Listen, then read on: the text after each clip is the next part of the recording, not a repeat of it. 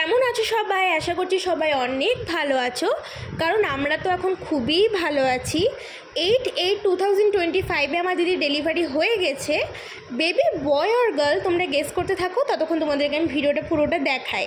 সকাল সকাল মানে 9টা 9:30টার দিকে আমরা বেরিয়ে যাই নার্সিংহোমের উদ্দেশ্যে। মেসো আমাদেরকে প্রথমে দিয়ে আসে, যেহেতু 2টোর পর ওটি হওয়ার কথা ছিল তাই 9টার দিকে অ্যাডমিট হয়ে যেতে বলেছিল, সেই মতোই আমরা বেরিয়ে যাই।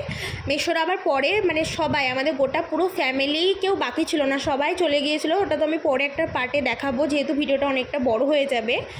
তো আমরা সবাই যাই, আর সত্যি বলতে সেদিনটা আমরা অনেক ভেবেচিন্তে চুজ করেছিলাম, কারণ দিনটা খুবই ভালো ছিল।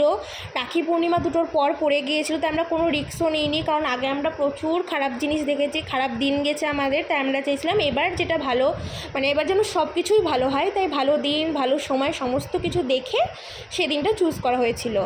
আর দিদিকে যিনি দেখেছিলেন থ্রু আউট, তিনি আমাদের কাছে সত্যি ভগবান, কারণ প্রচুর প্রচুর খারাপ দিন গেছে। সেসব তো আমি বলবো না এখন, কারণ এখন ভালো দিন ভালো সময়, তাই ভালো কথাই বলা উচিত।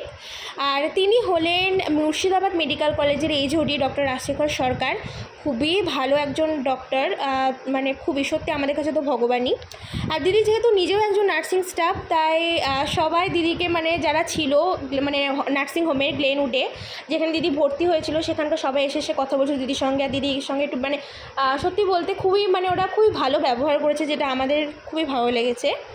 আর বাকি তো তোমাদের আস্তে আস্তে সব বলবো সমস্ত কিছু। আর এখানে দিদিকে দেখতেই পাচ্ছ রেডি করছে ওটিতে যাওয়ার আগে, চুল টুল বেঁধে দিয়েছে, ড্রেস ট্রেস পরে নিয়েছে।